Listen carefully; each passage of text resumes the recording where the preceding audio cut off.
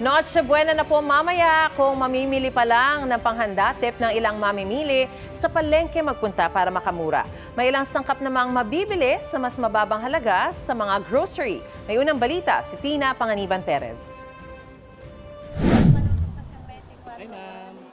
Namimili ng pang Noche Buena si Baby De Guzman sa Mega Q-Mart sa Quezon City. Maghahanda raw siya ng kaldereta, estopado at spaghetti para sa mga anak at mga apo. 5,000 pesos dapat ang kanyang budget. Pero sa karneng baboy pa lang anya, lagpas 2,000 pesos na ang nagagastos niya.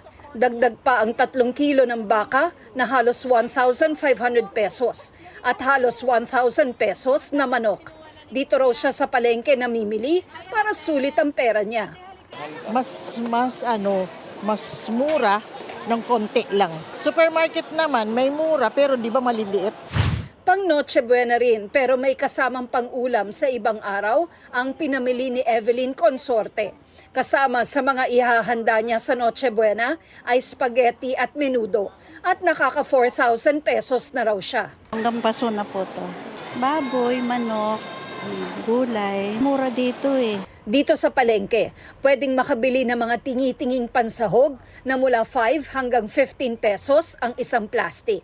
Pwede ring makabili ng 20 pesos na asukal at mantika. Pero umaangal ang mga nagtitinda dahil matumal nila ang benta, 180 hanggang 190 pesos ang kada kilo ng manok na tinitinda ni Lizelle. 200 hanggang 210 pesos per kilo naman kung choice cuts. Kunti ang tao, baka nagtitipid kasi pauwi ng probinsya. Sa karneng baboy naman, 350 hanggang 360 pesos per kilo ang kasim o pige. 420 hanggang 450 pesos per kilo ang liempo.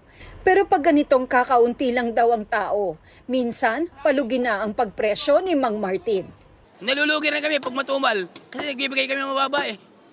Eh ang gusto mo, mag-yelo ka o magbigay ka na ng mababa kasi mas maging pera na. Ganyan na pagtitinda namin sa baboy. Sa mga grocery, mas mura naman ang ilang bilihin tulad ng mga toyo, patis at suka. May bawas presyo na rin sa ilang sangkap pang Noche Buena gaya ng condensed milk na makakamenos ka ng 8 hanggang 10 pesos.